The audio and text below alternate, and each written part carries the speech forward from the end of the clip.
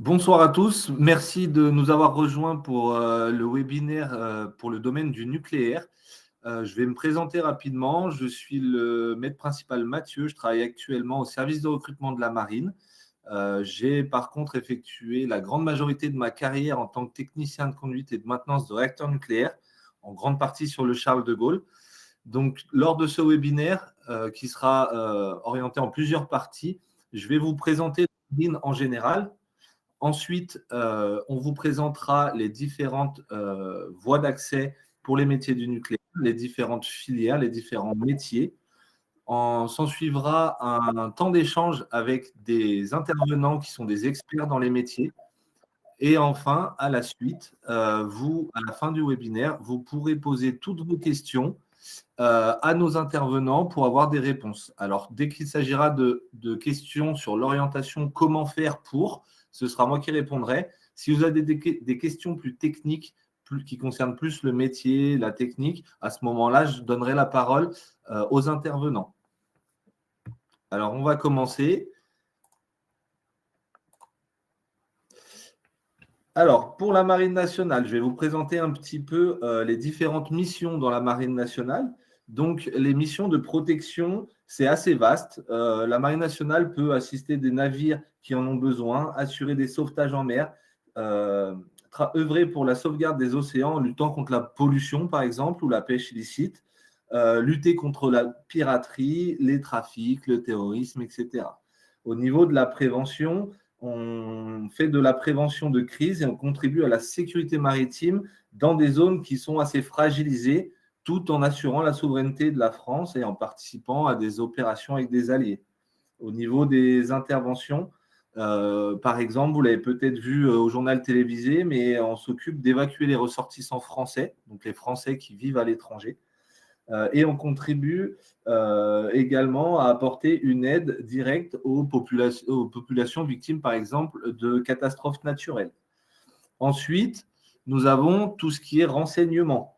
Donc, nous analysons en permanence toutes les sources de renseignement qui viennent des théâtres d'opération et qui présentent un intérêt pour la sécurité de la France pour ensuite mettre en œuvre des mesures adaptées. Et enfin, la dissuasion. Alors, lorsqu'on parle de dissuasion, on parle notamment de la dissuasion nucléaire qui sert à protéger les intérêts vitaux de la France en maintenant en permanence à la mer, par exemple, au moins un sous-marin nucléaire lanceur d'engins et de dissuader des pays qui auraient une grieffe contre nous de lancer les hostilités. Ensuite, je vais vous énumérer quelques chiffres, vous présenter quelques chiffres. Donc, il faut le savoir, la France, ce n'est pas uniquement que le territoire métropolitain, c'est le deuxième espace maritime mondial. Il s'étend sur 11 millions de kilomètres carrés avec environ 25 000 kilomètres de littoral. Au regard de l'instabilité du contexte international et de la forte concurrence pour les ressources en tout type, la protection du domaine naturel est du coup un objectif stratégique essentiel pour la défense de la France. La marine, c'est environ 39 000 marins dans 3 grandes catégories de personnel. Donc, nous avons les officiers mariniers et les équipages. Tout ce personnel est réparti en différentes forces que je vais vous présenter. Donc, nous avons les forces sous-marines, aussi appelées forces océaniques stratégiques. Elles assurent la dissuasion nucléaire de la France et participent à la réussite des missions secrètes de surveillance et de protection. Leur but, c'est la sauvegarde des intérêts de la France. Ensuite, nous avons les forces de surface. Donc, les forces de surface, c'est tout simplement les navires de la Marine nationale. Donc, avec une centaine de navires et environ 10 500 marins affectés sur les navires, on exécute des missions de dissuasion, comme on disait, d'intervention, de protection, etc. Et ensuite, nous avons aussi la force de l'aéronautique navale qui assure les missions de renseignement, de lutte anti-surface, anti-sous-marine, ainsi que le sauvetage en mer grâce à ses avions et ses hélicoptères embarqués. Et enfin, nous avons la force maritime des fusiliers marins et commandos qui, eux, sont spécialisés dans la défense maritime et terrestre. Ils protègent les sites sensibles et mènent des opérations spéciales en France et à l'étranger contre toutes les menaces. Donc, vous le voyez, en fait, on peut très bien être marin dans la marine nationale et œuvrer sous la mer, à la surface, dans les airs ou même à terre.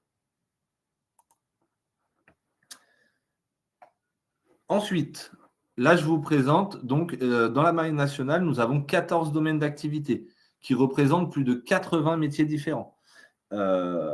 Qui peuvent aller justement de la navigation et de la manœuvre, qui est très maritime, à des domaines comme la mécanique et la maintenance, l'informatique, la cybersécurité, la restauration, et bien entendu, le nucléaire, le sujet pour lequel vous êtes là ce soir et qu'on va développer un petit peu plus.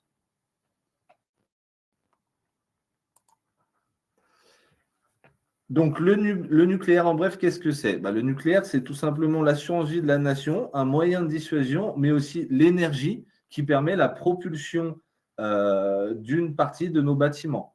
Donc, les bâtiments à propulsion nucléaire, ce sont le porte-avions pour les bâtiments de surface, 4 sous-marins nucléaires lanceurs d'engins, 5 sous-marins nucléaires d'attaque et sans compter un 6e qui sera mis au service actif très, très prochainement en 2026.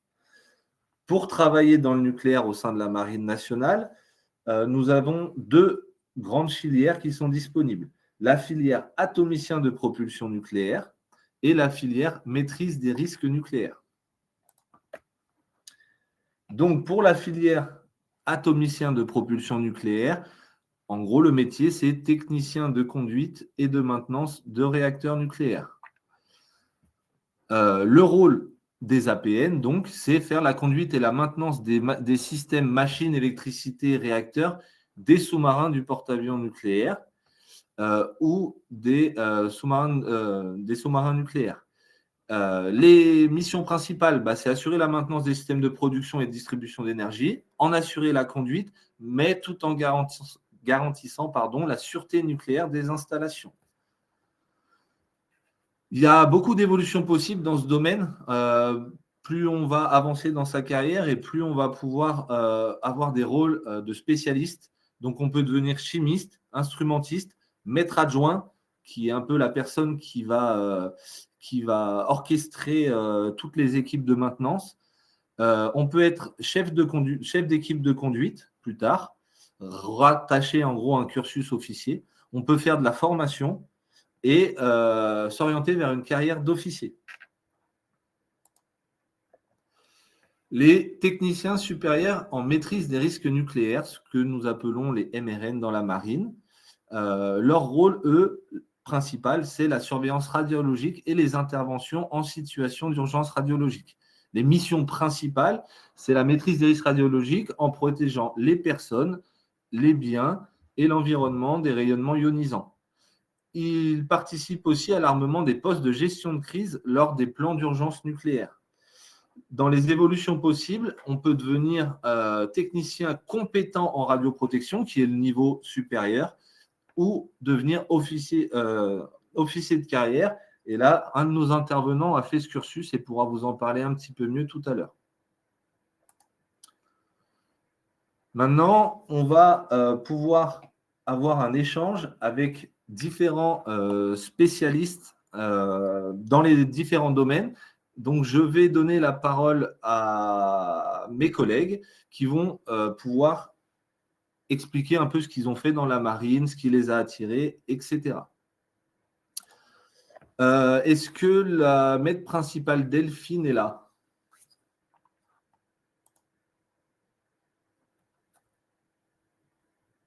Pour nous parler des atomiciens de propulsion nucléaire pour les forces de surface. Ou sinon, la capitaine de frégate Madaï, si elle peut prendre la parole.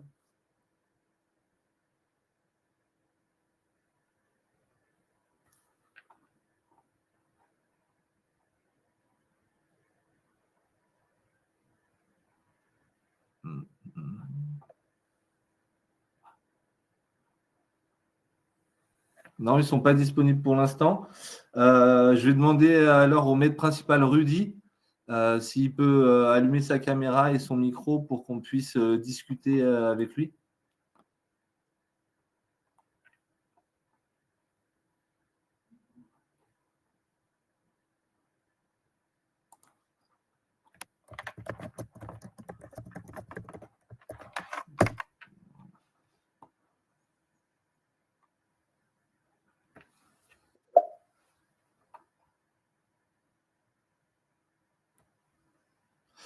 Si ce n'est pas encore disponible, je vais demander à l'enseigne de vaisseau Fiona si elle peut prendre la parole, allumer son micro et sa caméra. Bonjour, maître principal. Bonjour, enfin quelqu'un qui répond. Les autres vont pas tarder à arriver, je pense. Bonjour lieutenant, du coup, est-ce que vous pourriez nous présenter et nous parler un peu de votre parcours à vous personnellement? Oui, tout à fait. Donc, je suis le lieutenant Fiona, je suis dans la marine, plus précisément au sein des forces sous-marines. Je navigue sur les SNLE basés à Brest qui assurent la mission de dissuasion nucléaire. Et donc, je fais partie de la filière ingénieur de quart, c'est-à-dire la filière atomicien de propulsion nucléaire pour les officiers. Donc moi, j'ai intégré la marine via le concours d'officiers sous contrat qui nous rattache aux officiers de l'école navale et j'ai suivi un cursus plutôt classique, c'est-à-dire que j'ai d'abord navigué sur des bâtiments de surface puis sur des sous-marins avant d'aller suivre le cursus de l'école atomique pour me former sur le nucléaire. Donc cette partie est essentielle pour connaître l'environnement dans lequel on évolue, que ce soit celui du sous-marin, mais également celui du milieu nucléaire, car ce sont des outils et des machines très complexes que l'on doit bien appréhender pour exercer notre métier d'atomicien plus tard. Donc actuellement, je suis en train de terminer ma formation d'atomicien à l'école de navigation sous-marine, qui est la dernière étape qui nous permet donc d'apprendre le réacteur sur lequel on va conduire à la mer. Et c'est un passage obligé pour tous les atomiciens. D'accord, merci. Est-ce que vous pourriez nous dire ce qui vous a poussé à rejoindre la Marine nationale et plus particulièrement le domaine du nucléaire plutôt qu'un autre métier? Oui, tout à fait. Donc, pour ma part, la marine, c'est un petit peu une histoire de famille avec un père et un frère qui sont dans la marine. Donc, c'est quelque chose qui a plutôt été présent dans mon esprit, mais pas forcément le milieu du nucléaire initialement. Et en fait, en m'engageant dans la marine, donc sur une voie d'officier, on a accès à plusieurs spécialités. Et c'est en arrivant à l'école navale que j'ai découvert le nucléaire. Et ça m'a tout de suite marqué sur l'aspect technique et complexité de ce métier. J'ai trouvé que c'était un challenge vraiment très intéressant d'aller affûter nos connaissances dans des domaines scientifiques vraiment plus poussés qu'un moteur classique, un moteur diesel de surface. Donc c'est vraiment cet aspect de technique et de science qui m'ont attiré vers le métier du nucléaire. D'accord. Et du coup, dans ce métier qui est très exigeant, qu'est-ce qui vous passionne le plus et quel sera votre rôle si vous terminez bientôt du coup votre formation? Alors donc pour la partie ingénieur de quart, donc l'officier, ce que je trouve assez intéressant, c'est que finalement nous on est plus dans une position de recul et de décisionnaire, à savoir que l'organisation de conduite d'une chaufferie nucléaire se fait en équipe avec des opérateurs. Donc cette partie-là vous sera présentée par les autres intervenants, qui sont chacun des experts d'une partie du domaine de conduite. Donc, ça peut être la partie réacteur, la partie machine qui en découle, et finalement l'officier derrière ça, ou le chef de quart, son travail à lui, c'est d'être le chef d'orchestre des différents experts pour pouvoir répondre aux problématiques du porteur, que ce soit le porte-avions ou le sous-marin. C'est-à-dire évoluer, parce que pour rappeler les chaufferies nucléaires, leur but premier, c'est de fournir l'énergie pour le bâtiment, que ça serve à l'électricité ou la propulsion, et donc évoluer également dans un contexte opérationnel. Voilà, donc ce que je trouve très intéressant, c'est qu'on va mêler de la conduite avec du travail d'équipe qui nous implique de vraiment nous connaître sur le bout des doigts avec les opérateurs. Et c'est quelque chose, surtout dans le cadre des forces sous-marines, vraiment on a cet aspect familiale d'ambiance d'équipage qui est vraiment très intéressante pour la conduite qu'on retrouvera pas forcément ou un petit peu moins dans d'autres spécialités. Voilà. D'accord, merci. Je vais juste faire une petite aparté. Je vois que les témoignages commencent à vous intéresser, vous posez des questions. On va finir les dialogues et à la fin du webinaire, n'hésitez pas à poser vos questions. À ce moment-là, vous aurez des réponses en direct. Voilà, c'est pour éviter de trop entrecouper les interventions. Merci. Du coup, pour continuer, pour vous, vous avez un peu répondu en nous faisant votre témoignage, mais pour vous, les compétences techniques et les qualités un peu personnelles qui sont essentielles d'après vous pour évoluer dans la marine et dans ce domaine, et pour vous plus particulièrement sur les sous-marins? Oui, complètement. Alors, je dirais qu'il faut quand même de la volonté, car c'est un cursus qui n'est pas simple, hein, qu'on soit opérateur ou officier. Ça demande donc de l'investissement personnel, donc des qualités assez simples qui vous permettront de faire ce métier, c'est de la volonté et de la curiosité. Et ça vous permettra notamment de durer dans le temps, car la formation est longue et exigeante, et c'est ce qui vous permettra d'obtenir un diplôme d'atomicien. Voilà, pour faire simple. Parfait, merci. Et du coup, vous qui travaillez à bord d'un sous-marin, ça impose une vie en communauté, c'est une vie particulière. Comment vous décriviez-vous, l'ambiance et le travail en équipe dans ces conditions et quel impact ça a sur votre vie privée? Est-ce qu'on peut vivre normalement en travaillant dans un sous-marin? Alors, c'est une très bonne question, et je pense que c'est une question qui s'adresse de manière générale à tous les marins. Ce qui fait la spécificité de la marine embarquée, c'est vraiment la vie d'équipage. Il y a un aspect vraiment familial au-delà de la hiérarchie de tout l'équipage, ce que je trouve vraiment très intéressant. Après, ce qui va faire la particularité des sous-marins, c'est qu'on va partir longtemps sans forcément avoir beaucoup de contact avec l'extérieur. Mais il y a une volonté de notre part d'exécuter ces missions et un vrai soutien que l'on trouve les uns les autres entre sous-mariniers qui nous met vraiment à part, je dirais, et qui nous permet de remplir nos missions. Voilà. D'accord. Je vous remercie pour votre témoignage.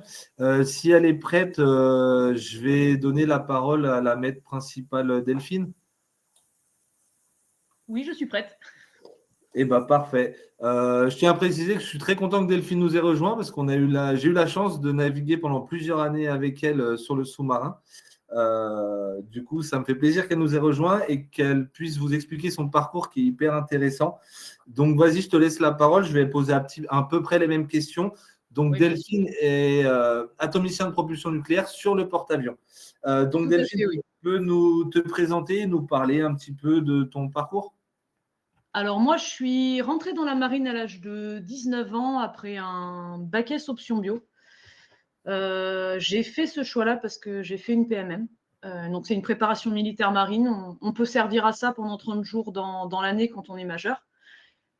Et comme j'étais intéressée à pouvoir servir mon pays et m'engager, je me suis dit pourquoi pas tenter 30 jours et voir si ça me plaît. Je suis tombée sous le charme. Je suis tombée sous le charme d'un métier qui était mécanicien naval. J'ai postulé, je suis rentrée par l'école des sous-officiers. Et mon premier bateau a été le Charles de Gaulle. Et j'ai commencé à travailler dans les machines du Charles de Gaulle. Et ça a vraiment été, on va dire, un coup de foudre professionnel. Après 3 ans sur le bateau, parce qu'on change tous les 3 ans d'endroit où on travaille, je suis partie sur un autre bateau, une frégate. J'ai travaillé dans le diesel, mais du coup, je n'avais pas le même coup de cœur. Et donc après, à l'issue de ma 6e année dans la marine, j'ai postulé pour partir en tant qu'atomicien. J'ai fait le cours pendant 2 ans. J'ai choisi l'option opérateur-réacteur. À l'issue de mes 2 ans de cursus scolaire, je suis partie sur le Charles. Par validation des acquis techniques en interne, j'ai passé ma licence, donc mon brevet de maîtrise dans la marine. Et à l'issue, j'ai pu postuler, j'ai pu être prise pour avoir une expertise en chimie nucléaire. D'accord. Donc, voilà.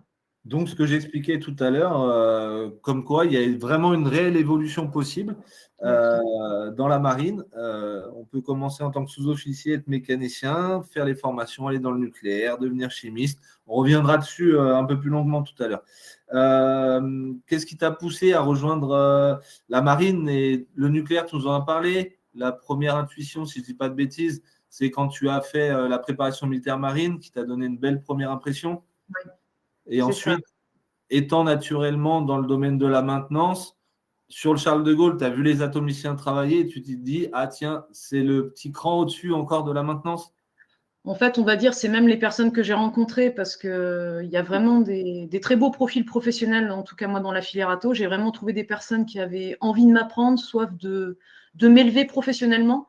Donc même eux, ils me donnaient une chance. C'est-à-dire que, bon, on ne va pas se le cacher, ayant travaillé dans le civil un petit peu avant de rentrer dans la marine, on n'a pas autant cette chance de, comment dire, d'avoir des personnes qui, même si jamais tu as un niveau bac pro, qui te donnent cette chance de dire, bah tiens, vas-y, on tente l'aventure avec toi, montre-nous ce que tu vaux et tu pourras progresser. Et c'est vrai que je suis vraiment tombée sous cette pédagogie et cette excellence en fait des personnes avec lesquelles j'ai travaillé sur le Charles de Gaulle, chose que je n'ai pas forcément moins retrouvée en fait sur le bateau classique, ce qui m'a vraiment poussée à m'orienter là-dedans.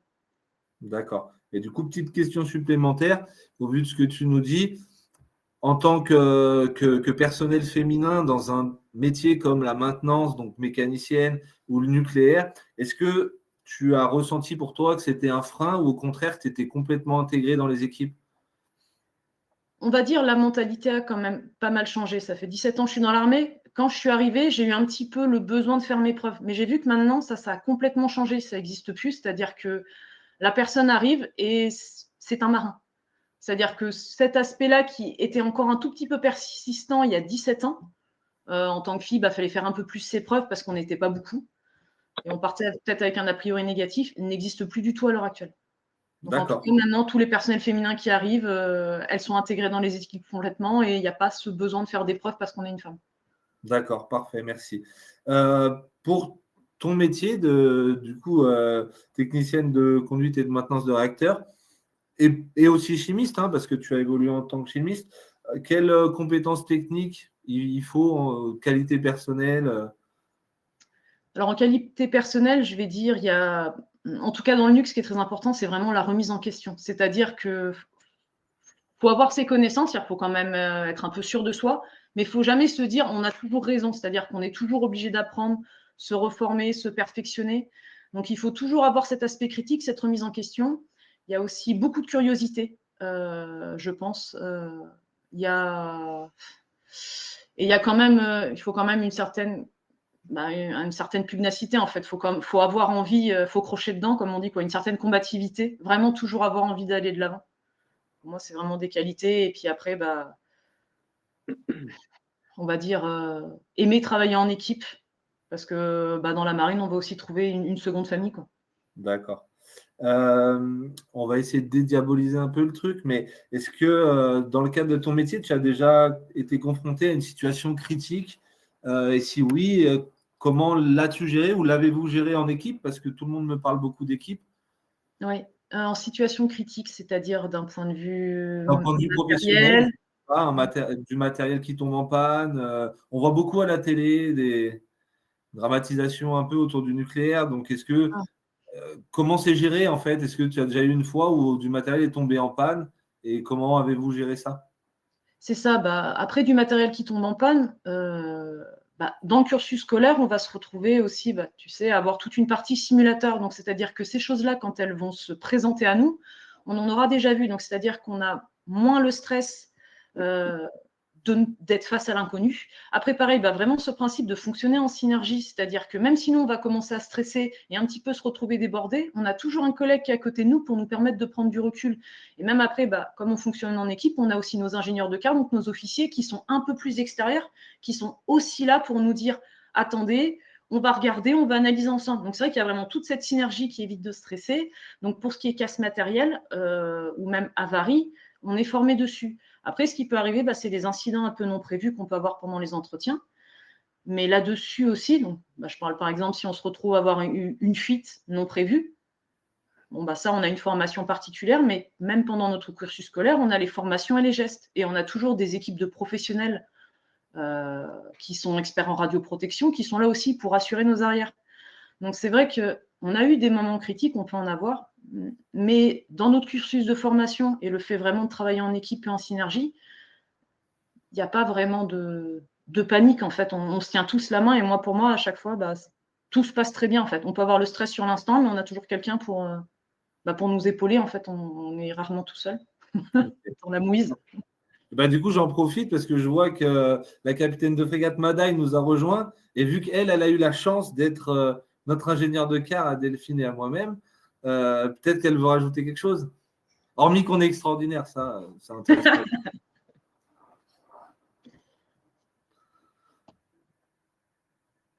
Vous avez votre micro coupé, je crois, commandant.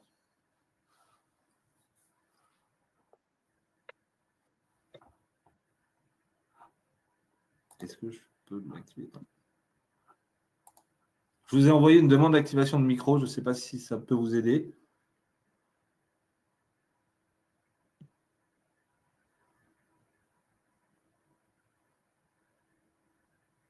Malheureusement, si vous n'arrivez pas tout de suite, ce que je vous propose, je vais donner la parole à un autre intervenant. Et puis, si vous voulez intervenir à la fin, on vous donnera la parole avec plaisir. D'accord ? Du coup, je vais me tourner vers le maître principal Rudy, qui est également atomicien de propulsion nucléaire, un peu comme Delphine auparavant, mais qui, lui, œuvre dans un sous-marin. Oui, bonjour à tous. Vous m'entendez ? Oui, on t'entend très bien. Malheureusement, ma caméra ne fonctionne pas, donc tel un bon sous-marinier, je reste dans la discrétion au moins visuelle de mon visage. C'est le maître mot chez nous, les sous-mariniers, la discrétion. Donc du coup, je ne sais pas si tu veux que je commence par le parcours, tout ça. Ouais, voilà. Si c'est possible de se présenter un petit peu, qu'est-ce que tu as fait dans ta carrière. Ouais. Le but étant que les gens voient qu'on a, pour autant de personnes travaillent dans le nucléaire, il y aura quasiment autant de profils de carrières différents et c'est ce qui fait la richesse, c'est ce qui est intéressant, je pense. Très bien. Du coup, pour ma part, moi, je n'étais pas prédestiné au début à faire ma carrière dans le nucléaire. Donc, moi, je suis issu du coup d'une petite région qui est le Limousin et encore plus petit, un département qui est la Corrèze. Bon, on a été quand même formateur de 2 présidents de la République, ce qui n'est pas rien non plus. Mais par contre, au début, je me prédestinais plus à faire gendarme, du coup. Et puis, du coup, j'ai fait des études plus dans le domaine de… J'ai fait un bac S. Ensuite, je voulais m'engager après mon bac, mais comme beaucoup de jeunes, du coup, nos parents, enfin surtout ma mère me disait poursuis tes études parce qu'avec un bac G, voilà, c'est toujours mieux d'avoir des études post-bac. Bon, alors du coup, j'ai poursuivi. J'ai fait après un DUT en chimie option matériaux. Et puis après, j'ai fait une licence parce qu'avec un DUT, forcément, c'est pareil pour les débouchés, c'est pas évident. Et j'ai fait une licence en chimie analytique. Après, ayant mon bac plus 3 entre les mains, j'ai voulu trouver du boulot dans le civil. Et là, malheureusement, j'ai fait 7 ou 8 entretiens. Et puis, à chaque fois, ce qu'on me reprochait, c'était un manque d'expérience. Alors là, à un moment, j'en ai eu un petit peu marre, disons, parce que je commençais à avoir 22 ans. Et puis, on veut partir, voler de ses propres ailes. Et du coup, l'école de sous-officier de la gendarmerie, il fallait attendre 18 mois. Bon, bref, je me suis engagé comme ça dans la marine nationale. Et puis là, je suis arrivé au CIRFA. On me demande qu'est-ce que tu veux faire comme spécialité. Et au vu de mon cursus, on m'a proposé électricien. Donc, j'ai été pris en tant qu'électricien. Et du coup, j'ai commencé électrotechnicien en bateau de surface. Donc, j'ai trouvé ça plutôt sympa au début. Donc là, c'était vraiment pas… j'étais loin encore du nucléaire. J'ai vraiment évolué à maîtriser tout ce qui était les installations électriques qu'on peut avoir à bord. Mais bon, quand on est dans ces milieux-là, on travaille beaucoup de pair avec les mécaniciens. Donc, on est un peu électromécanicien, Et ensuite, quand même, mon cursus scolaire, malgré que je voulais m'engager après le bac, m'a permis de pouvoir rallier le cursus atomicien. Donc, j'ai fait le NFS, donc c'est le niveau de formation supérieure. En fait, c'est un test, c'est un examen qu'on passe au bout de quelques temps qu'on est dans la marine pour voir si on est apte ou pas à aller au brevet supérieur.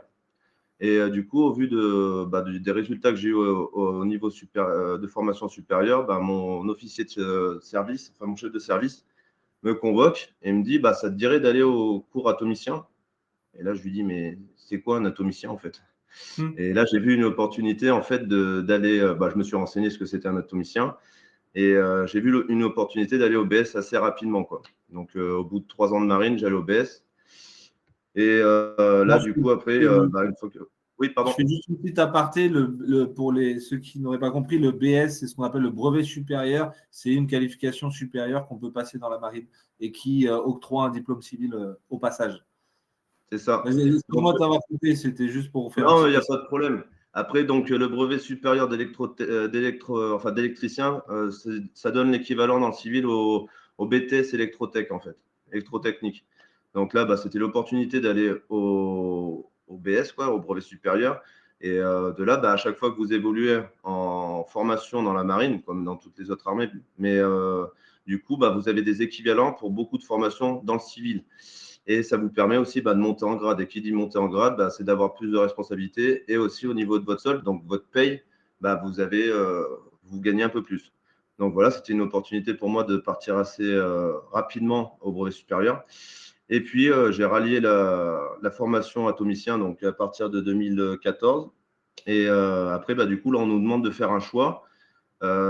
Du coup, soit c'est sur porte-avions, soit sur sous-marin. Et les sous-marins, après, il y a 2 choix possibles. Il y a les sous-marins nucléaires lanceurs d'engins et les sous-marins nucléaires d'attaque. Donc, moi, après, en m'étant renseigné un petit peu, je n'avais jamais mis les pieds sur un sous-marin. Et je me suis dit, au niveau de la mission qu'a SNLE et puis au niveau du poids technologique que ça peut avoir, parce que vous imaginez bien, SNLE, c'est ce que l'homme sait faire de mieux au monde. Hein. À savoir qu'un SNE, pour le construire, c'est 1 million de pièces uniques. C'est à comparer, la station internationale, c'est 800 000 pièces uniques. Donc, c'est vraiment ce que l'homme sait faire de mieux. Ce n'est pas toutes les nations qui sont en mesure de faire ces sous-marins-là, quoi. Donc, je me suis dit, tiens, ça, c'est vraiment un défi. Ça a vraiment été par défi. Et je me suis donné à fond. De toute façon, dans ces formations-là, ce n'est pas parce que vous avez quitté l'école ou quoi, ou que vous avez un bac+3, bac+5, il faut vraiment se donner à fond. Avant même un diplôme, c'est vraiment la motivation qui va compter. Hein. Et puis, j'ai trouvé vraiment la formation très exigeante, mais très intéressante à Cherbourg, donc à Carqueville plus exactement, à l'EMEA. Et du coup, ça a duré une année scolaire, en gros. Hein. Moi, j'ai fait ma formation, je suis arrivé en août et j'ai fini en juin. Et là, par contre, faut cravacher, quoi. C'est le soir, quand vous avez fini les cours, faut cravacher, quoi. Parce que après, le fait d'avoir peut-être un cursus scolaire post-bac, ça m'a permis de moins cravacher qu'un collègue, typiquement lui qui avait juste le bac mais qui a réussi à avoir son cours mais le jeu vaut vraiment la chandelle. Parce qu'il faut savoir que quand vous décrochez votre brevet, enfin votre cours atomicien, c'est l'équivalent d'une licence en génie nucléaire, donc un bac+3. Donc ça fait qu'à l'heure actuelle, j'ai 2 bac+3. J'ai un bac+3 en une licence en chimie analytique qui m'a servi en gros, professionnellement parlant, à rien, mais qui m'a permis quand même d'avoir des attributs pour le cours atomicien. Et par contre, j'ai une qualif en génie nucléaire qui, là, me sert au quotidien, quoi. Donc, voilà un petit peu pour mon parcours. Et après, j'ai rallié les forces sous-marines à l'ESNLE à Brest. Et puis là, c'est pareil. Vous avez beau finir l'école ATO, vous continuez à cravacher à l'école de navigation sous-marine. Et puis là, c'est encore plusieurs mois à se former sur les installations qu'on a à bord des sous-marins, quoi. Et la particularité d'un sous-marinier par rapport peut-être à un surfacier, c'est que nous, on doit connaître aussi l'ensemble du bâtiment, de ce que fait notre collègue. Et donc, c'est ce qu'on appelle le certificat élémentaire. Et ensuite, au bout de quelques cycles, on va passer, donc on part en cycle opérationnel, non on va passer le CS, donc le certificat supérieur. Et à chaque fois, c'est de savoir les dimensionnements des installations. Donc, c'est des formations très poussées, quoi.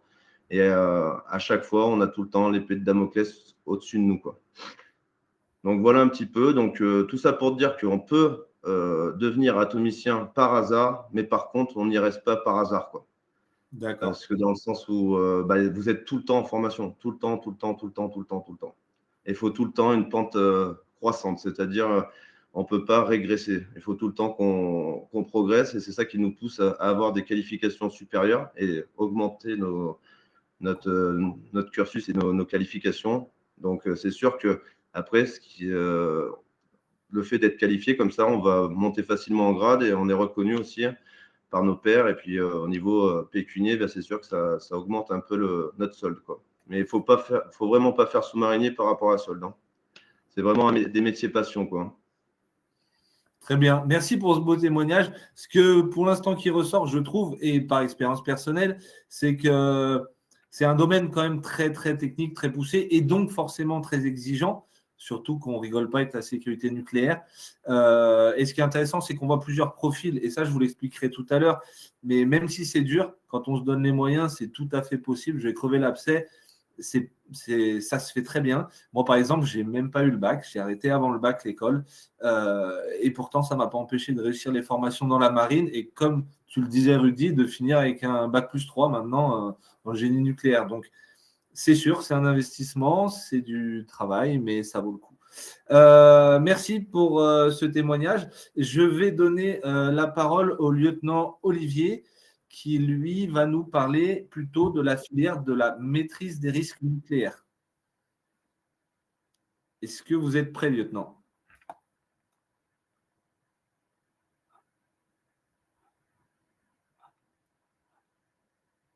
Hop, pas encore. Je vous envoie une demande d'activation de micro, peut-être que ça aidera. Ouais. C'est bon là? On vous entend, merci. Alors attends, j'essaye de mettre la caméra. Ça ne fonctionne pas la caméra. Tant qu'on a, on va dire, la voix, c'est déjà le principal. Ouais, c'est bon. Nickel. Du coup, est-ce que c'est possible de vous présenter et du coup nous parler de votre parcours et de votre métier de technicien de maîtrise des risques nucléaires? Bah ouais, bien sûr. Alors du coup, moi je suis ancien des vaisseaux Olivier. Actuellement, je suis la PCR, c'est-à-dire la personne compétente en radioprotection à bord du Charles de Gaulle. C'est-à-dire que c'est moi qui conseille le commandant, qui est responsable de l'activité nucléaire du Charles, afin je le conseille pour qu'il puisse respecter les règles liées à l'exposition des travailleurs et de l'environnement, c'est-à-dire faire du nucléaire, mais pas n'importe comment. Et ça, on sait très bien le faire en France.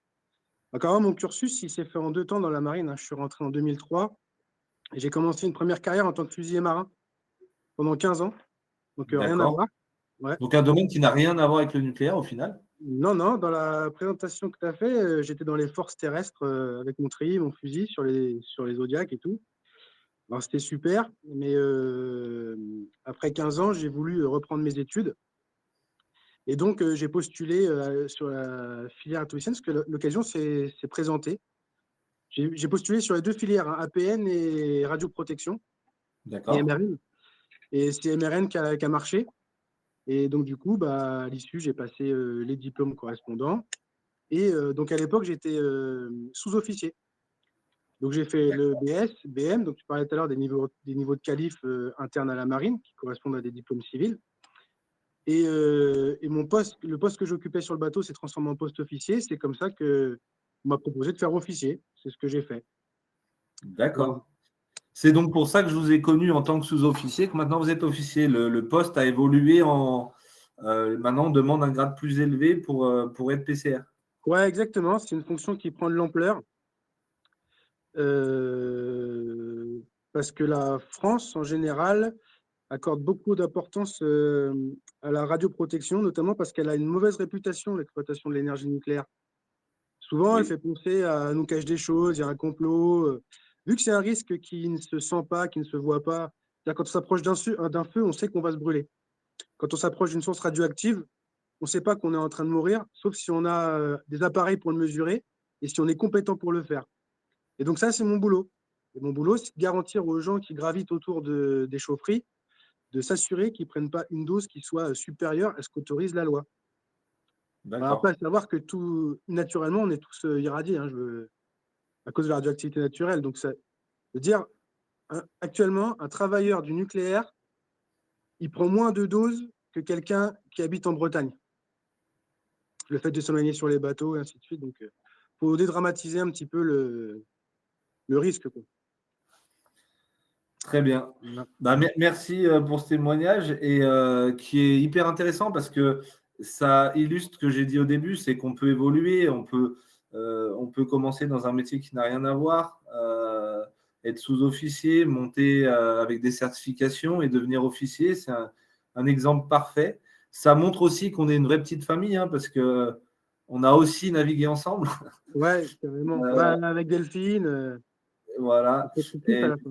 une petite famille, ça fait plaisir de tous vous voir et d'avoir vos témoignages. Je crois qu'on a récupéré la commande en Madaï. Eh oui, bonjour à tous. Donc, j'ai changé de PC, donc ça marche beaucoup mieux. Écoutez, je suis très contente d'être avec vous ce soir dans le cadre de ce webinaire. Donc, je suis la capitaine de frégate Madaï. Là, je suis actuellement affectée en tant qu'entraîneur et gestionnaire du personnel atomicien. Donc, deux fonctions distinctes, mais toujours dans le milieu du nucléaire. En tant qu'entraîneur, j'entraîne donc les équipes du porte-avions sur simulateur. Donc, en fait, on teste les réactions du personnel sur des avaries incidentelles, accidentelles, donc des choses qui sortent un peu du commun de ce qu'on fait tous les jours. Et en tant que gestionnaire, donc j'ai la chance de bien connaître le personnel, de discuter avec eux de leurs aspirations et de faire en sorte de mettre les bonnes compétences sur les bons postes. D'accord, merci. Du coup, votre témoignage illustre ce qu'a dit notamment Rudy, je crois qu'on a beaucoup parlé, Delphine aussi un peu, c'est qu'on a beau avoir fini la formation initiale, on va Oui. continuer à se former, c'est ça? Exactement, et puis c'est rassurant pour nous également, hein, quand on passe à l'entraînement, donc on se reteste, on reteste ses réactions et c'est intéressant aussi pour nous de voir comment on a évolué parce qu'on se bonifie aussi avec l'expérience et ça permet, de se retrouver en équipe, constituée et de connaître, chacun nos forces et nos faiblesses pour pouvoir, travailler dessus. Très bien. Et si je peux me permettre, ça permet aussi d'automatiser les gestes en équipe. Oui, tout à fait, oui, oui. Et toujours s'appuyer sur la documentation. Donc vous verrez, donc j'espère pour ceux qui nous rejoindront. Donc on a toute une documentation technique qui est là pour nous aider. Donc on apprend à trouver les bonnes informations au bon moment et on s'appuie sur cette documentation pour être sûr de rester dans le cadre, et de respecter donc les exigences de sûreté. D'accord. Donc, on ne fait pas dès maintenant sur un réacteur nucléaire en regardant des tutos YouTube, quoi. Ça va un peu plus loin, voilà. Et donc, j'ai eu la chance d'avoir des jeunes qui sont passés visiter le simulateur. Donc, il y a des PMM qui passent, des préparations militaires marines qui passent régulièrement également au niveau des simulateurs. Ça permet enfin, ça leur permet de voir un peu comment ça se passe du côté de l'entraînement. Très bien. Eh ben, je vous remercie tous encore une fois. On va passer à l'intervenant suivant qui est encadrant à l'école de navigation sous-marine, donc l'école où passe la quasi-totalité, voire la totalité des gens qui travaillent dans le domaine du nucléaire et qui va nous expliquer plus particulièrement les BTS et les BUT qu'on peut faire en partenariat avec le MEA. Et dès qu'il aura terminé son intervention, je reviendrai, vous inquiétez pas, sur les voies d'accès, comment on fait pour aller dans la marine, qu'est-ce qu'on peut faire, etc. pour le nucléaire. Lieutenant Thomas, vous êtes avec nous? Oui, maître principal, vous m'entendez? Oui, Oui, parfait. parfait. Oui, bonjour à tous, enseigne de vaisseau Thomas. Donc, moi, je m'occupe en fait de la promotion des formations et métiers du nucléaire pour l'école atomique, donc l'EAMEA, donc c'est l'école du nucléaire pour les armées. C'est grosso modo l'endroit sur lequel vous avez pu entendre le maître principal Rudy, l'enseigne de vaisseau Fiona ou la maître principale Delphine ou encore le maître principal Mathieu. Ces personnes qui sont devant vous ont toutes passé à un moment en fait à l'école atomique pour apprendre à faire du nucléaire. Donc c'est une unité assez particulière vu que c'est l'endroit en fait où on forme à la fois sur la partie propulsion nucléaire, donc les atomiciens, qu'ils soient opérateurs ou officiers, mais aussi les personnes qui travaillent en maîtrise des risques nucléaires, donc dans la filière maîtrise des risques, MRN, qui a été présentée par l'enseigne de vaisseau Olivier. On fait aussi une partie recherche nucléaire et c'est aussi l'école où vous apprenez la partie dissuasion nucléaire. Donc, grosso modo, c'est la porte d'entrée pour faire du nucléaire dans les armées, peu importe votre niveau. Comme l'a dit le maître principal, on a effectivement, la marine s'est dotée en fait de formations post-bac, donc des formations accessibles dès le bac via Parcoursup, donc la plateforme qui vous permet de faire des vœux pour continuer à faire des études, et donc notamment en propulsion pour devenir atomicien, donc travailler en maintenance et en conduite des réacteurs nucléaires sur SNLE, SNA ou le porte-avions nucléaire Charles de Gaulle. On vous permet, grosso modo, d'accéder à ces formations pour vous projeter dès le bac. Donc, ces formations, il y en a deux. Je ne sais pas si, maître principal, vous voulez passer la slide suivante ou pas du tout. Et si vous voulez, on faire comme faire ça. comme ça. Ouais, ou si vous avez des questions entre-temps. Et comme Et ça, comme ça, moi, j'ai. Ouais, super, voilà, ça va être peut-être un peu plus démonstratif. Grosso modo, alors, en fait, pour faire simple, ces deux formations accessibles par Parcoursup, il y a deux moyens de les rejoindre. Numéro 1, vous devez aller voir un CIRFA, donc le CIRFA, le conseiller en recrutement de la marine le plus proche de chez vous. Et en parallèle, vous devez postuler sur Parcoursup. Donc vous avez un BTS en maintenance des systèmes nucléaires, qui se fait à l'école atomique à Cherbourg, et un BUT, un bachelor universitaire technologique en génie industriel et maintenance, également à l'école atomique à Cherbourg. Donc en gros, ça équivaut à un bac+2 et un bac+3 dans la marine nationale et dans le monde civil. Concrètement, ces deux formations, en fait, si vous voulez, elles vous permettent de continuer vos études dans la marine nationale et être militaire. Donc, en fait, vous êtes militaire et vous continuez vos études. On vous donne la formation, le métier et l'évolution dans la carrière d'atomicien. Donc, pour faire simple, ce sont des formations ultra engageantes qui vous permettent d'avoir un premier regard dans la marine et c'est assez intéressant pour des jeunes bacheliers. Voilà. Est-ce que vous avez des questions, maître principal? Bah, Peut-être peut-être vous pourriez les les contenus des contenus des cours. Oui, bien sûr, gros, effectivement. gros traits, hein. Très mais Ouais. Bah, je vais commencer par le BTS. Du coup, le BTS, effectivement, c'est sur 2 ans. Donc, après avoir postulé au CIRFA et sur Parcoursup, vous êtes reçu, c'est sur dossier. Et là, du coup, vous intégrez l'école atomique. Donc, vous êtes nouveau logé blanchi et vous avez 3 types de modules. Donc, vous avez, comme tout bon militaire, on vous forme pour devenir officier marinier dans le milieu nucléaire. Donc, vous aurez des cours d'encadrement maritime, un peu comme à l'école de Mestrance ou à l'école des matelots. On vous fera faire du sport, des cours militaires. Il y aura de la géopolitique pour bien connaître votre environnement. Vous aurez des cours pour marcher au pas. On va vous apprendre en fait à devenir militaire. Ça, c'est le premier module. Vous aurez un deuxième module là, qui est dispensé directement à l'école atomique. Donc là, ce sera plutôt surtout des cours qui interviendront en deuxième année de BTS, donc des cours sur la vapeur, la sécurité nucléaire, la technique des réacteurs. Vous aurez des cours d'énergétique, quelques cours d'introduction sur le fonctionnement du circuit primaire du réacteur, voilà. Et vous aurez une qualification de personnel compétent en radioprotection, donc PCR, que vous passerez pendant le BTS. Donc ça va vous permettre en fait d'avoir clair. Et je ne sais pas si vous m'entendez encore. Oui, c'est bon. Oui, c'est bon. Bon, Et la partie BTS, grosso modo, la partie académique, se fera en fait dans l'établissement partenaire. Donc l'établissement partenaire, là, ça va être le gros de la formation, donc le troisième module dont je vais parler.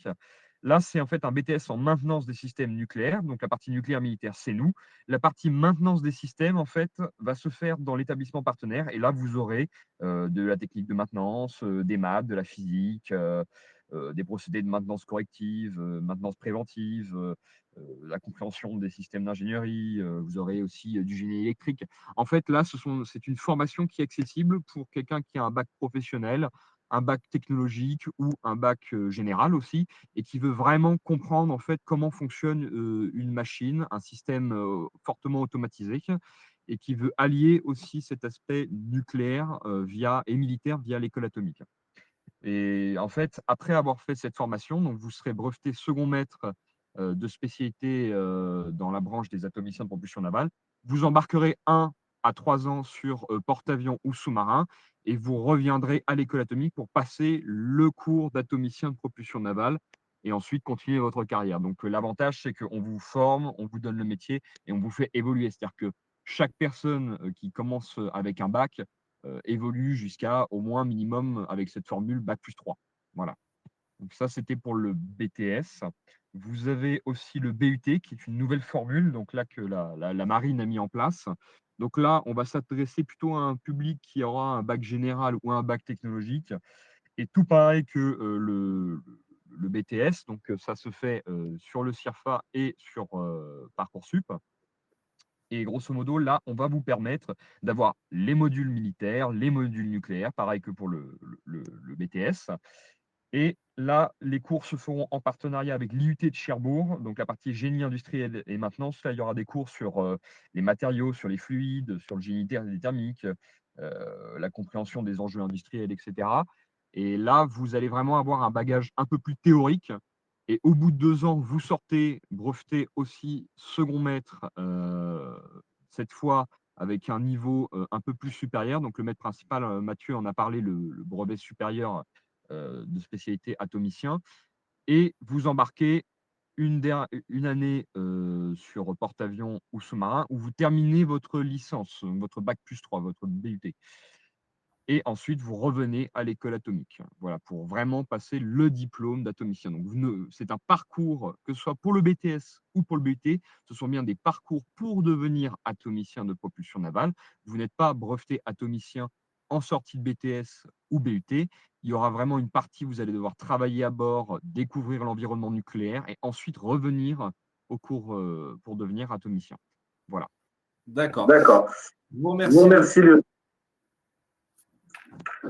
J'ai écouté votre retour. Merci pour votre intervention. Du coup, moi, je vais vous présenter là ce schéma que vous pouvez voir sur vos écrans qui peut paraître compliqué, mais en fait, ce qu'il faut se dire, c'est tout simple. Comme on dit, tous les chemins mènent à Rome. Chez nous, toutes les voies peuvent mener au nucléaire. Donc, le lieutenant nous a expliqué les voies formatives. Donc, en résumant, on peut continuer ses études en faisant un BTS ou un BUT, mais en devenant militaire et en obtenant un diplôme civil. Pour cela, il faut candidater dans votre CIRFA le plus proche et en parallèle également émettre le vœu sur Parcoursup. Si vous avez des questions même pour Parcoursup, vos conseillers dans les centres d'information et de recrutement des forces armées sont là pour vous aider. Ensuite, on peut aussi accéder aux voies du nucléaire par le recrutement externe. C'est-à-dire, j'ai fait un bac+2 dans un domaine de la maintenance, l'électrotech, la mécanique, les énergies et transitions, etc. Et en fait, vu que vous avez déjà un peu une qualification, vous pouvez candidater dans un CIRFA et rentrer directement dans un contrat de sous-officier où vous ferez un stage d'adaptation à l'emploi, une petite affectation, en général 2 à 3 ans sur un bateau en tant qu'équipier, élec ou mécane, enfin vraiment dans la maintenance, et ensuite vous partez directement faire la formation nucléaire. Pour ceux qui ont des très bons dossiers, on peut même rentrer toujours en tant que sous-officier, faire un petit stage d'adaptation à l'emploi et partir directement faire la formation officier. Ensuite, ça c'est pour ceux qui ont fait des études dans le domaine et qui ont un minimum un bac+2. Ensuite, on peut aussi, à partir du bac, rentrer en tant que sous-officier, alors dans n'importe quelle spécialité, mais c'est vrai que ça aide quand même quand c'est des domaines de la maintenance. Si on rentre dans la marine en tant qu'électrotechnicien ou mécanicien, ça donne un peu plus de chances pour devenir atomicien de propulsion nucléaire. Mais ce n'est pas fermé aux OTP. Et on peut faire comme moi, sans diplôme, enfin si j'ai un BEP quand même, c'est pas mal, rentrer en tant qu'équipage, donc matelot, faire une affectation en tant qu'électricien, mécanicien, etc. Après, partir faire une formation, devenir sous-officier, et puis repartir faire une formation pour aller travailler dans le nucléaire. Voilà. Donc, ce qu'il faut retenir de tout ça, c'est qu'il y en a pour tout le monde, et que quoi qu'il arrive, le début de l'entonnoir, c'est d'aller dans un CIRFA pour voir ce qui est faisable, mais je peux vous garantir qu'il y en a pour quasiment tout le monde. Et je parlerai un petit peu plus tard pour les officiers, qui est un recrutement un petit peu particulier chez nous. Donc ça, c'était pour la partie atomicien de propulsion nucléaire. Là, je vais revenir sur la maîtrise des risques nucléaires et le lieutenant Olivier, si je dis des bêtises, il faut me taper sur les doigts. Donc, pour le recrutement, c'est pareil. La maîtrise des risques nucléaires, on peut rentrer en recrutement externe, comme on dit. Donc, on peut, avec un bac+2 dans une filière scientifique, candidater au CIRFA et avoir un contrat de sous-officier pour travailler dans le nucléaire. Donc, comme pour tous les autres, on fait sa formation militaire et sa formation métier. Ces gens-là vont très rapidement à ce qu'on appelle le brevet supérieur, donc l'équivalent du BTS en maîtrise des risques nucléaires, et peuvent évoluer très vite. Et après, on peut faire comme l'enseigne de vaisseau Olivier, c'est-à-dire on rentre avec un bac en tant que sous-officier dans n'importe quelle spécialité de la marine, on fait une affectation, on passe des petits tests, etc. Et puis ensuite, on part se former. Et on peut le faire également si on n'a pas encore le bac et qu'on rentre sans diplôme. Il faudra un petit peu plus de temps, mais on pourra y arriver. Ça marche ?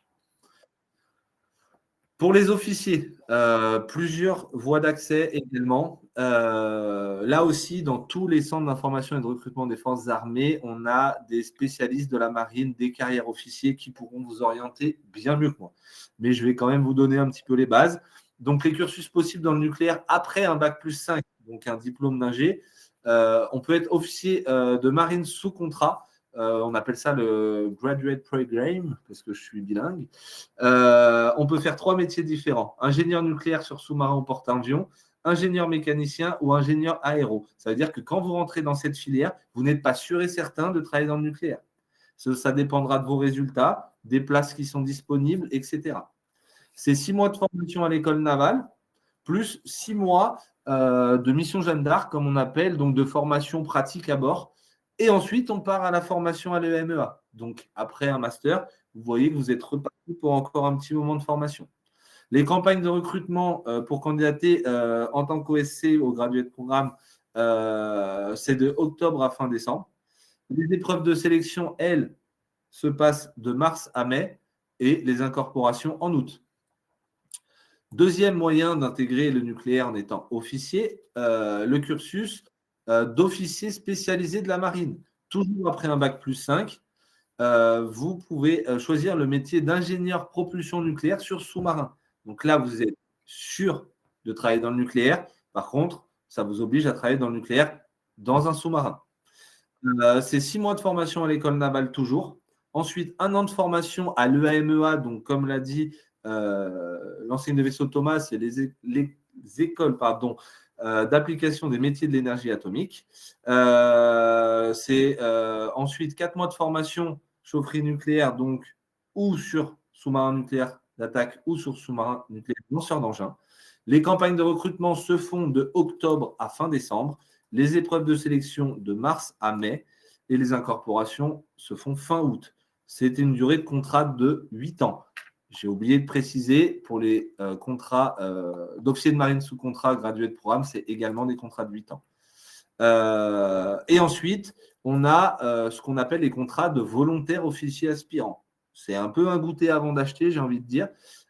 C'est pour faire le métier d'ingénieur énergie et propulsion sur sous-marin ou ingénieur énergie et propulsion sur bâtiment de surface. Là, vous avez 4 semaines de formation à l'école navale. Les campagnes de recrutement, c'est de janvier à fin février. Il faut être réactif. Et les incorporations, c'est fin août. Et vous avez un contrat d'1 an qui peut être réalisé durant une année de césure, durant un master. Donc, il ne faut pas forcément avoir validé son master. Ou alors, à l'issue de votre master, en première expérience professionnelle. En général, ça se passe bien. Et ces volontaires officiers aspirants candidatent ensuite pour un contrat d'officier sous contrat, justement. Voilà. Alors, les petites choses à retenir, parce qu'on est un peu en retard, à retenir sur la marine. Donc, vous avez pu le voir tout au long des témoignages. La marine, ce n'est pas qu'un métier d'homme. Il y a de plus en plus de femmes, bien heureusement, dans la marine. Et tous les efforts sont faits pour que ce chiffre augmente tous les ans. Le danger dans la marine, oui, on reste des militaires. Le danger, il existe, mais il n'est pas permanent. On n'est pas tout le temps sur un théâtre ennemi où on fait feu. Le danger est maîtrisé. Il faut être sportif quand on est militaire, surtout quand on est jeune. Après, on peut se laisser aller un peu. Mais il n'y a pas besoin d'être sportif de haut niveau. Si vous avez l'habitude de faire un petit jogging de temps en temps, de vous entretenir, de faire du sport en club, ça nous suffira. Nous, ce qu'on cherche, c'est avant tout des techniciens, surtout dans ces métiers-là. Si vous voulez faire énormément de sport, il faut choisir pompier ou fusilier marin. Avoir une vie de famille, c'est possible. Je connais beaucoup des intervenants qui sont ici et on est assez nombreux à avoir une famille avec des enfants. On peut tout à fait associer les deux. Certes, il y a quelques contraintes. Il faut s'adapter, mais ça se fait très, très bien. Les marins, ça, je pense que vous l'avez bien compris tout au long des témoignages également. On est entouré. La marine, c'est une grande famille. On a un esprit d'équipage dans le respect, bien sûr, mais on n'est jamais seul quand on est dans la marine. Et enfin, ça, j'ai cessé de le répéter aussi, les métiers sont accessibles à tous. Il y aura forcément pour vous un moyen d'intégrer la marine si vous vous en donnez les moyens et que vous êtes motivé. Voilà. Là, c'est pour vous expliquer très rapidement le cursus, le parcours pour candidater. Donc, quoi qu'il arrive, il faut être de nationalité française et avoir fait sa JDC, avoir moins de 30 ans et être apte médicalement, mais ça, c'est un de nos médecins qui le déterminera. Ensuite, il faut se renseigner sur ce qu'on veut faire, etc. Et après, allez voir un conseiller dans votre CIRFA. Je vous mets les liens après si vous allez sur notre site pour prendre des rendez-vous ou avoir plus d'infos. Vous ouvrez un dossier de candidature. Vous serez suivi par un conseiller en recrutement, poste que j'occupais l'année dernière. Ensuite, on va vous envoyer faire des petites épreuves de présélection, des tests psychotechniques, un petit peu de sport, visite médicale, etc. Une fois que vous avez validé tous ces tests, on envoie votre dossier à notre état-major qui vous passe en commission pour dire « Ok, cette personne, on l'engage dans la marine au poste qu'elle a souhaité ou non. » Voilà, je fais très rapide. Vous aurez beaucoup plus d'infos dans vos CIRFA. Donc là, vous pouvez retenir cette page et de toute façon, vous pourrez télécharger normalement le PPT et au moins revisionner plus tard si vous voulez télécharger le webinaire. Et je vous ai mis quelques QR codes pour avoir plus d'informations. Donc, la fiche métier sur les APN, la fiche métier sur les MRN, on ne les oublie pas, hein, nos copains de la MRN. Le QR code pour directement arriver sur la page pour pouvoir prendre un rendez-vous. Vous verrez, c'est bien fait. Vous mettez votre localisation et il vous trouvera le CIRFA le plus proche. Pour ceux qui habitent loin des grandes villes, vous regarderez sous le CIRFA, il y a une toute petite ligne. Si on ne fait pas attention, on ne la voit pas. Ça, c'est écrit « Afficher les permanences ». Les marins dans les CIRFA, dans les grandes villes, se déplacent dans les villes de moins grande ampleur pour se rapprocher de vous, pour éviter que vous ayez trop de kilomètres à faire pour venir nous voir. Donc, faites bien attention à cette petite ligne afficher les permanences. Je vous ai mis aussi un petit QR code qui vous emmène vers le col bleu. C'est un peu notre journal à nous, où il y avait une édition spéciale sur le nucléaire. Et enfin, on a parlé de l'EMEA, donc de l'école de formation. Si vous voulez en savoir plus, le 17 janvier, il y a une journée porte ouverte à l'école atomique. Donc, pour ceux qui n'habitent pas dans le coin, c'est à Cherbourg. Il faut y aller. Mais c'est hyper intéressant. Vous pourrez voir justement les différents cursus Parcoursup, les formations métiers pour les gens de la marine, etc., etc. Voilà. Moi, j'en ai terminé. Ce que je vous propose, c'est qu'on passe aux questions. Alors, comme j'ai vu mes collègues, pendant que moi, je discutais avec vous, ont commencé déjà à répondre à quelques questions. Donc, n'hésitez pas à nous poser des questions. Et là, j'essaierai de les poser, j'essaierai ou de vous répondre directement ou de faire intervenir, du coup, nos experts pour y répondre. Alors, vous avez un onglet questions si vous voulez éviter de passer par le chat. Moi, je vois la première question, c'est quoi la différence entre l'école de Cherbourg et l'école de Toulon? Ça, je vais pouvoir répondre, je pense. L'école de Cherbourg, c'est vraiment là où on va voir le nucléaire façon générique, apprendre à conduire un réacteur. Quand on ira en école de pré-embarquement à Toulon, comme on l'appelle, ou à Brest, parce qu'il y a la même à Brest, là, on apprendra vraiment à conduire son réacteur de son bâtiment. Est-ce qu'il y a des questions auxquelles on n'avait pas répondu? Tac, tac, tac, tac. Il y a eu beaucoup de questions et il y a eu beaucoup de réponses. C'est bien. Est-ce que vous avez d'autres questions? Alors, là, je vais laisser répondre l'enseigne de vaisseau Olivier sur est-ce que les MRN peuvent-ils embarquer dans des sous-marins? Alors, moi, je n'en ai pas vu beaucoup, mais je vais vous laisser répondre.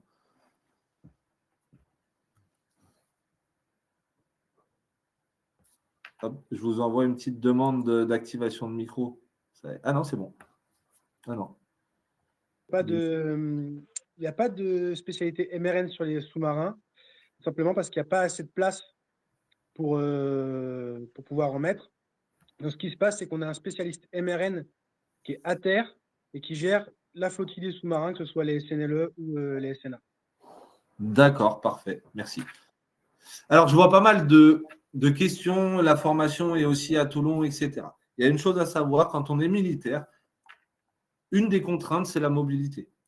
Et moi qui, par exemple, suis originaire de la région lyonnaise, je travaillais à Toulon sur les bâtiments de surface. Et ben, j'ai fait la première partie de ma formation à Saint-Mandrier, en face de Toulon. Ensuite, je suis parti 1 an à Cherbourg pour revenir à Toulon finir ma formation. Et certains de mes collègues qui ont choisi les SNLE ont fini leur formation à Brest. Donc, il faut accepter d'être mobile. Comme ça, vous êtes sûr de ne pas être déçu.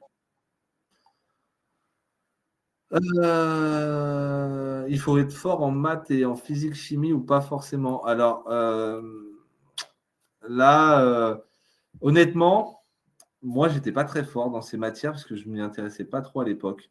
On peut ne pas être un boss en maths et en physique, chimie au départ, mais le niveau à l'école en maths et en physique est quand même assez compliqué. Si on a l'envie, on peut y arriver. Voilà, j'en suis le meilleur exemple. Alors, est-il possible d'obtenir un diplôme d'ingénieur ou master au sein de la marine en entrant Bac+3 ou un équivalent civil? Alors, quoi qu'il arrive, la formation de technicien nucléaire vous valide un titre qui est reconnu au RNCP, donc un titre civil, une licence pro, donc l'équivalent d'un Bac+3. Et pour les masters, il faudra sauter le pas, faire les concours et devenir officier. Et à l'issue, vous pourrez obtenir certainement un master.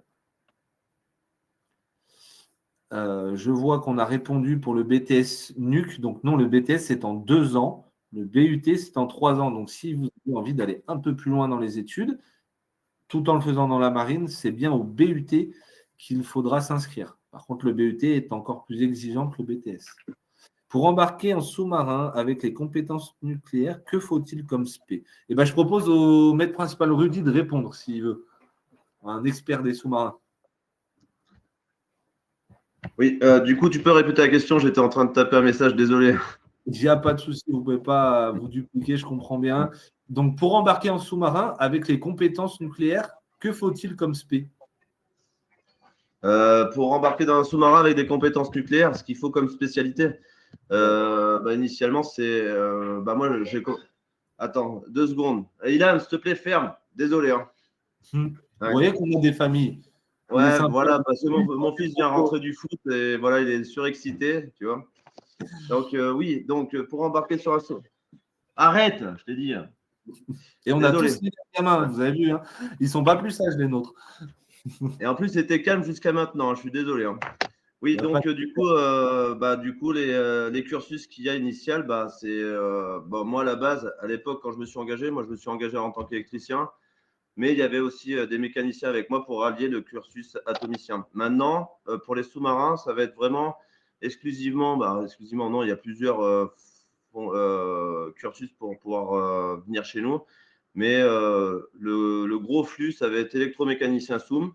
Donc, eux, ils vont avoir la possibilité, après à l'issue, ils vont avoir des fonctions d'électricien et mécanicien basiques à bord du sous-marin, mais après, le cursus va faire qu'ils vont être amenés soit à faire APN, donc atomicien de propulsion navale, ou soit à faire maître de centrale. Donc, c'est des électriciens ou mécaniciens avec un brevet supérieur, mais qui vont faire des tâches hors nucléaire, enfin, tâches mécaniques ou électriques hors nucléaire. Mais sinon, c'est des formations ENERNUC aussi. Donc là, je m'occupe aussi de tout ce qui est recrutement des ENERNUC. Donc, pour le cursus ENERNUC, c'est une formation spécifique. Hein. C'est-à-dire qu'il faut avoir un certain diplôme, niveau bac+2, voire bac+3. Et là, vous vous rapprochez vers vos CIRFA. Et vos CIRFA vont vous aiguiller sur le porteur sur lequel vous voulez travailler, quoi. Soit sur SNLE, soit sur SNA, soit sur porte-avions. Et quand vous voulez faire SNLE, typiquement, vous viendrez à mon bureau et là, pendant 3 jours, on vous accueille. Et là, au moins, on voit si vous êtes à même de faire la spécialité d'atomicien à bord d'un sous-marin. Donc, vous repartez de chez nous avec une aptitude, enfin, déjà un compte-rendu d'aptitude médicale, du coup, un compte-rendu d'aptitude physique et aussi au niveau l'entretien de motivation pour venir chez nous. Mais après, je m'occupe aussi du recrutement interne. Il y a des fois des personnes qui sont dans d'autres unités qui veulent faire atomicien. Et là, à ce moment-là, il est possible de faire atomicien à tout moment, mais par contre, il faut repasser par des bases en élec et mécane, quoi. Donc, refaire peut-être un BAT élec ou mécane et après continuer vers le BS électrotech ou mécane et puis aller vers le brevet atomicien de propulsion navale. Mais on peut rentrer par une porte et puis se rendre compte qu'au final, c'est pas trop ce que je voulais faire parce que en discutant avec un collègue et puis passer par une autre porte. Mais faut pas faire ça tout le temps, bien sûr, hein. On va pas changer de spécialité tous les ans ou tous les 2 ans, hein. Donc voilà, après, c'est une décision qui est faite au niveau de la DPM, hein, parce que bien sûr, il y a le besoin, l'intérêt de la marine, du marin est pris en considération, mais aussi c'est le besoin de la marine qui va être prioritaire, et ce qui est normal. D'accord, merci du coup pour cette réponse. Delphine, quelqu'un demande les 3 grandes difficultés du poste d'atomicien sur le porte-avions. C'est une question de Zineb. Alors, je pense que c'est très personnel parce qu'on n'a pas les mêmes parcours, les mêmes caractères. Je vais laisser répondre Delphine qui va vous donner son exemple. Déjà, rien que sur le porte-avions, il y a 3 métiers différents. Donc, c'est vrai qu'en plus, chaque secteur n'a pas les mêmes contraintes. On a les personnes qui sont de spécialité plus électriciens, donc les KE, qui eux gèrent tout ce qui est l'alimentation électrique de tout le bateau. C'est les meilleurs, c'est ça? Pardon? C'est les meilleurs, c'est ça, non? Ouais, c'est ça. Ouais. Ça, c'est parce que c'était ton ancien poste, hein. Moi, je suis X et les KR. C'est les opérateurs réacteurs les meilleurs, mais je parle pour moi. D'accord. Après, on va avoir les KM, ceux qui sont plus au niveau machine. Donc, eux, ils vont être dans toute la partie utilisation de vapeur, donc tout ce qui va être production d'eau sur le bateau, parce qu'on produit notre eau potable avec de l'eau de mer. Tout ce qui va être la production d'électricité, parce qu'on fait ça avec des turbines vapeur. D'accord. Et tout ce qui va être le catapultage et faire avancer le bateau avec des turbines qui font tourner les hélices. Et après, il y a la chaufferie, donc là où c'est vraiment les opérateurs réacteurs, donc les KR. Et nous, on va faire tout ce qui est l'entretien au niveau du réacteur. Donc, chaque service va avoir des contraintes.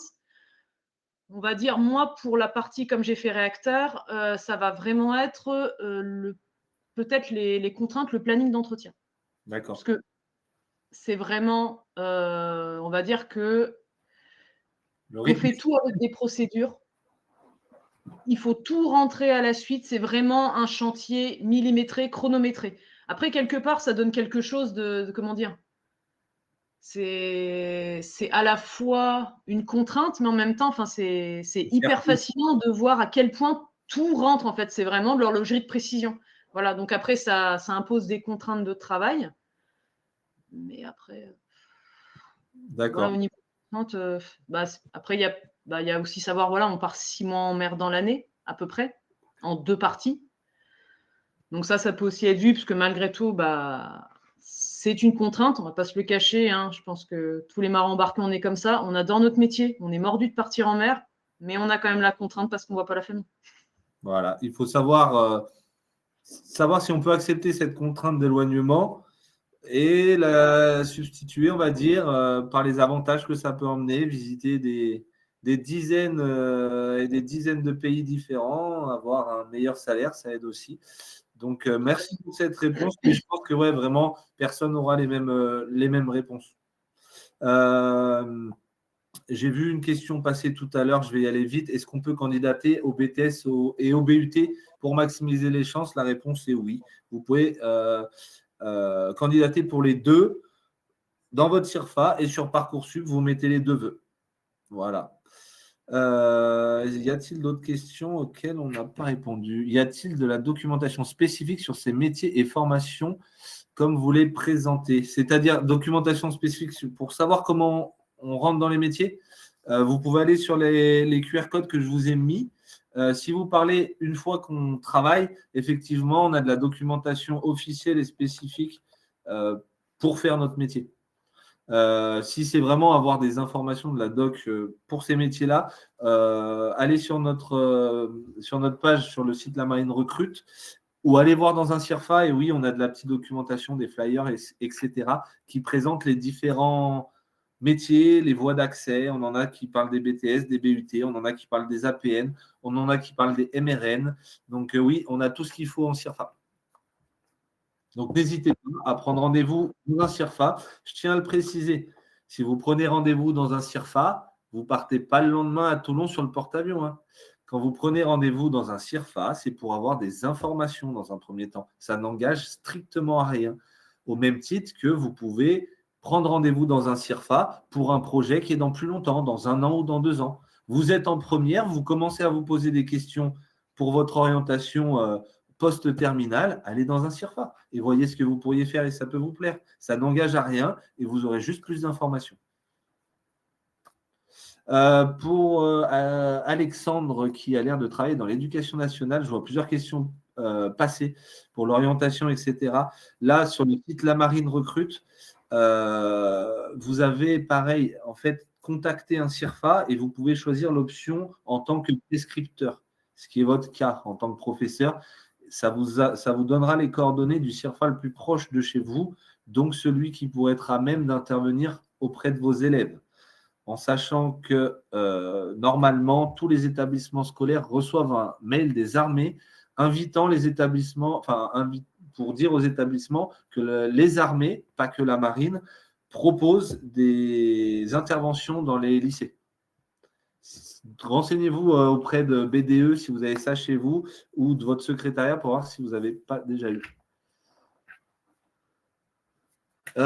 Plus trop de questions. Je vois qu'il n'y a plus trop de questions et au vu de l'heure, je vais devoir libérer tout le monde. Je remercie vraiment beaucoup tous les intervenants qui, sachez-le, ont pris de leur temps personnel pour venir vous parler, expliquer vos métiers, etc.